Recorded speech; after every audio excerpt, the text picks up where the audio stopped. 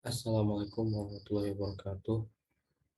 Kami dari kelompok 9 akan mempresentasikan tentang materi ketahanan nasional. Kelompok kami terdiri dari saya sendiri yaitu Jamal Syarif dan teman saya yaitu Ananda Layatul Fauziah dan juga ada Alfia Damayanti dan yang terakhir ada Erwin Gunawan. Untuk materi pertama yaitu pengertian ketahanan nasional akan diterangkan oleh saya sendiri.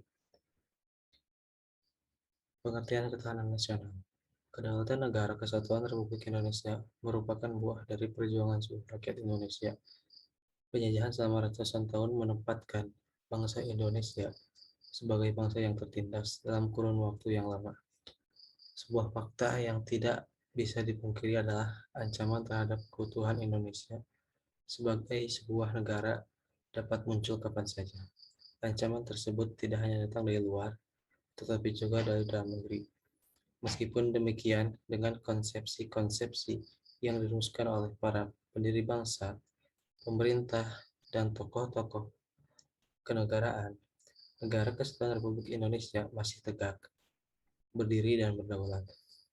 Kenyataan ini membuktikan bahwa bangsa Indonesia memiliki kompetensi dan kekuatan untuk mengembangkan potensi kekuatan nasional dalam menghadapi dan menyelesaikan segala bentuk tantangan, ancaman, hambatan, dan gangguan yang datang.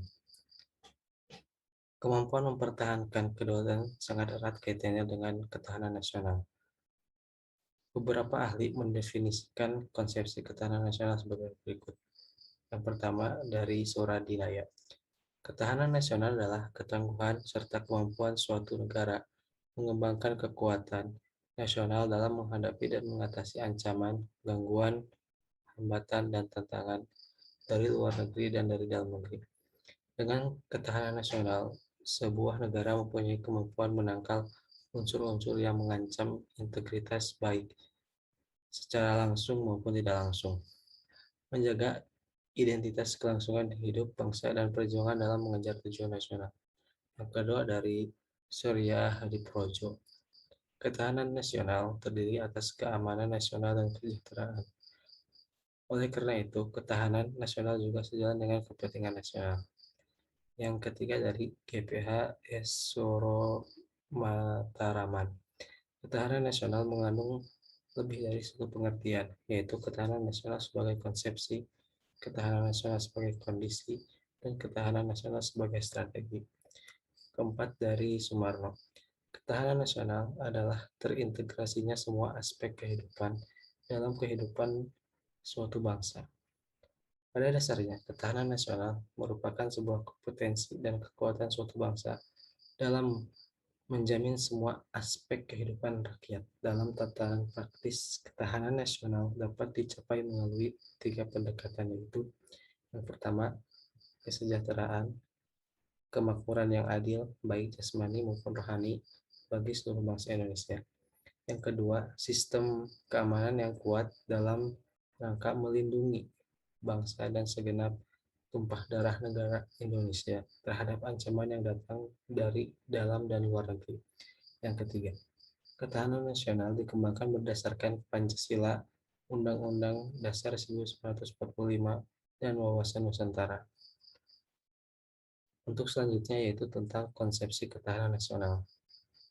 Konsepsi ketahanan nasional negara Indonesia merupakan sebuah pengembangan dari kekuatan negara Indonesia melalui sistem pengelolaan negara demi terciptanya keamanan dan kesejahteraan.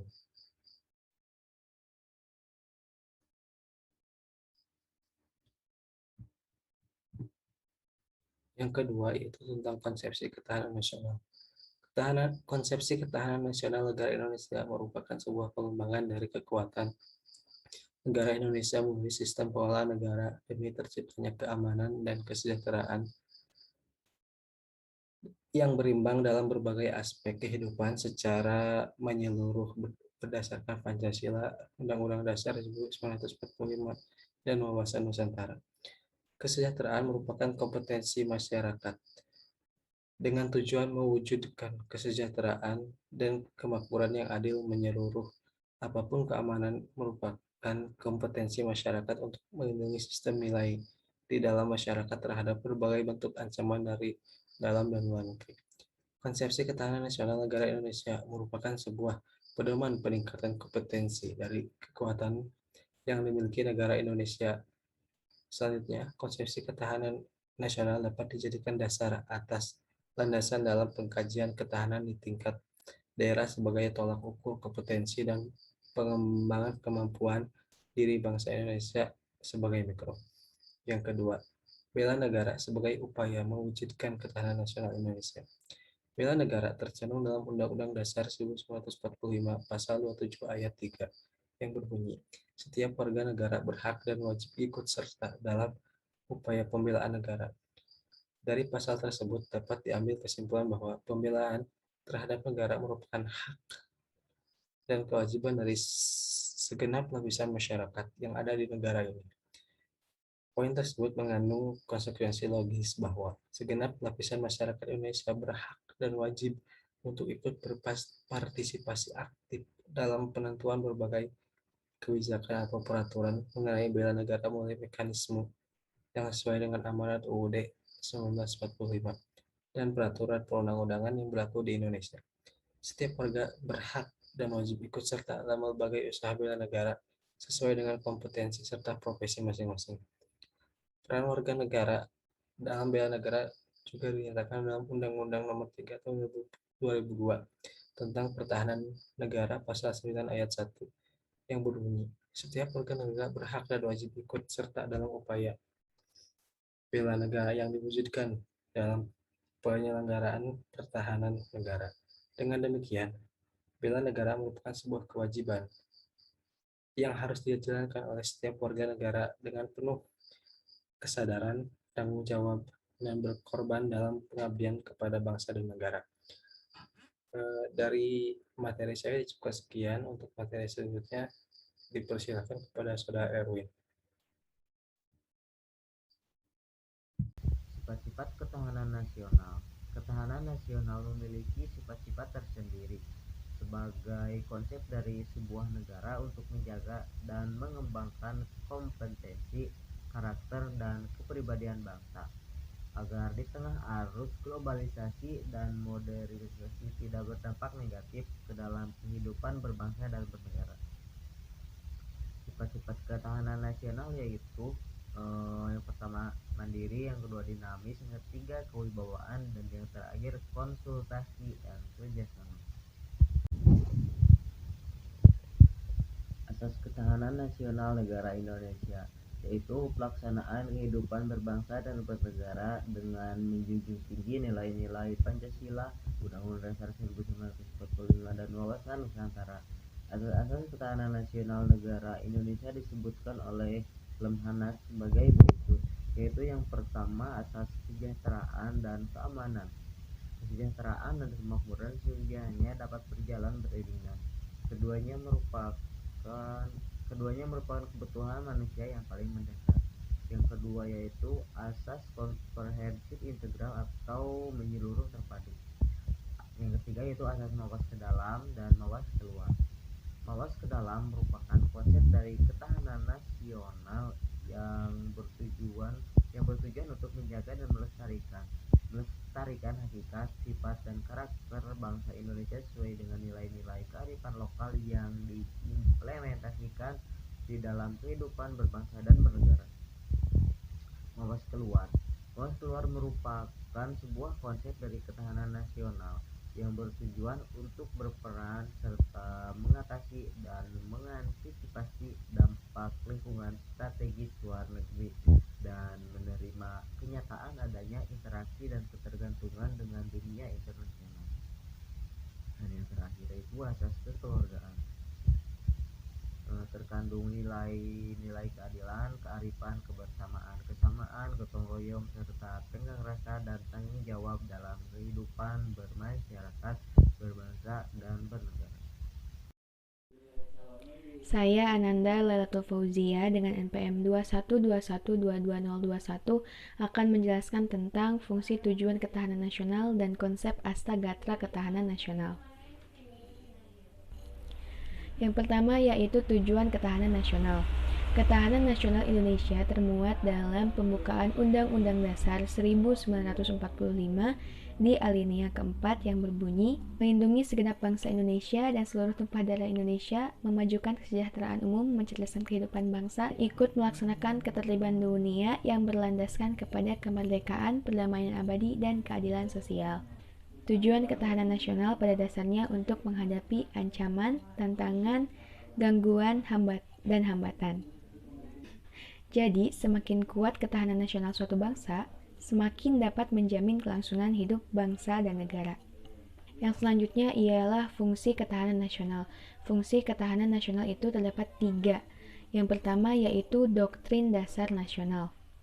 Doktrin dasar nasional berperan penting dalam pembentukan pola pikir, pola sikap, pola tindakan, dan pola kerja dalam menyatukan langkah bangsa, baik hal yang bersifat interregional atau wilayah, intersektoral, maupun multidisiplin. Penerapan konsep doktriner ini sangat penting sebagai cara membangun integrasi dan menghadapi pandangan yang tersekat-sekat. Yang kedua ialah pola dasar pembangunan nasional. Ketahanan nasional memiliki fungsi sebagai petunjuk dan pedoman pembangunan nasional di segala bidang yang dilaksanakan secara terpadu dan sesuai dengan program. Dan yang ketiga yaitu metode pembiasaan kehidupan nasional. Dalam hal ini, ketahanan nasional merupakan suatu metode integral yang mencakup seluruh aspek, yaitu aspek alamiah dan aspek sosial. Yang selanjutnya yaitu Pancagatra atau 5 aspek kehidupan sosial. Yang pertama yaitu Gatra ideologi. Ketahanan nasional dalam aspek ideologi merupakan kunci utama dalam pengembangan konsep ketahanan nasional dalam rangka mengatasi suatu ancaman, tantangan, hambatan, dan juga gangguan baik dari dalam maupun dari luar. Demi tercapainya ketahanan nasional yang kuat dan tangguh, nilai-nilai yang terkandung dalam ideologi tersebut harus dapat diimplementasikan dalam kehidupan berbangsa dan bernegara secara murni dan menyeluruh. Yang kedua yaitu Gatra politik. Gatra politik berkaitan dengan pengelolaan aset-aset yang dimiliki oleh bangsa negara Indonesia secara bersama-sama agar tidak terjadi perpecahan, saling mendukung satu sama lain dalam pembangunan, dan memberikan rasa aman serta memperkokoh persatuan dan kesatuan nasional. Yang ketiga yaitu Gatra ekonomi. Gatra ekonomi ini berkaitan dengan pemerataan distribusi kebutuhan warga negara yang berperan langsung dalam kekuatan nasional suatu negara, dan setiap negara pun memiliki sistem ekonominya masing-masing untuk mengatur pemerataan distribusi kehidupan warga negaranya. Yang keempat yaitu Gatra sosial budaya. Ketahanan nasional dalam aspek sosial budaya ini merupakan cara pandang bangsa Indonesia dalam menghadapi berbagai bentuk ancaman, tantangan, hambatan, dan gangguan baik dari dalam maupun dari luar yang membahayakan kehidupan sosial budaya bangsa dan negara. Manifestasi dari ketahanan nasional aspek sosial budaya ini yaitu diantaranya kesadaran dari bangsa Indonesia sendiri untuk senantiasa menjunjung tinggi nilai kearifan lokal atau local wisdom. Dan yang kelima yaitu Gatra pertahanan dan keamanan. Gatra pertahanan dan keamanan merupakan salah satu aspek utama yang terpenting demi ketahanan nasional, di mana sistem-sistem pertahanan negara dengan lembaga-lembaga keamanan masyarakat seperti TNI, polisi, dan lain sebagainya itu menjaga ketertiban hukum dari dalam sehingga ketahanan nasional Indonesia dapat terjaga seutuhnya secara luar dan dalam. Ini juga melibatkan seluruh penduduk dan masyarakat untuk wajib ikut serta dalam menjaga ketahanan negara Republik Indonesia. Mungkin sekian yang dapat saya sampaikan. Terima kasih. Di sini insya Allah saya Damayanti akan melanjutkan pembahasan materi dari saudari Ananda Lailatul Fauziah.